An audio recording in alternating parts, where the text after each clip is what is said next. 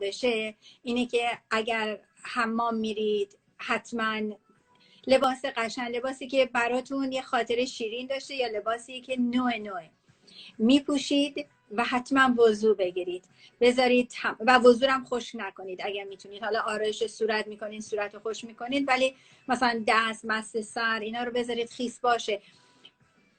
بیایم با همون وضو و این برکت سینی سال رو شروع کنیم. و همینطور اگر نظری دارید، اگر تعهدی داشتید، وعده‌ای دادید که عمل نکردین، تا میتونید تو این ساعتهای باقی مونده انجامش بدید. مبادا با وعده های انجام نشده برید. بیایم قول بدیم به هم دیگه، من اینجا تو اونجا، قول بدیم سال جدید مهربون تر از سال قبل باشه. سوره حمد بخونید موقع سال تحویل، بعد از دعایی که مرسومه حمد بخونید.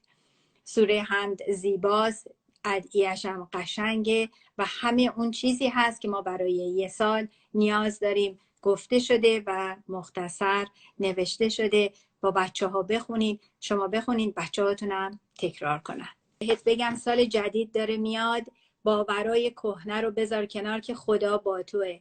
به 1001 دلیل خدا با تو میتونه حرف بزنه، معجزه کنه، به شرط که تو آماده باشی، ذهنت منجمد نباشه مثل ماهی سفیدی که میذاری توی سفره، هیچ کارش نمیتونی بکنی. ماهی اینقدر یخ زده است و سفته، هر کار بکنی میشکنه. اون ماهی نباش، ماهی توی تنگ باش. درست ظرف جسممون کوچیکه، اما ماهی پر از شادی دور خودش تو آب میچرخه و تا آخرین نفس امید داره که آزاد میشه.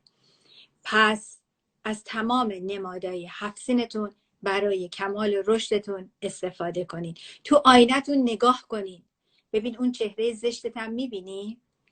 اون یکی مریمی که میتونه خیلی صفاتهای دیگه داشته باشه، وقتی دیدی دوستش نداری، توی همون 99 جا بذار، با اون چهره قشنگت، با اون قلب بزرگت برو تو سال 1400.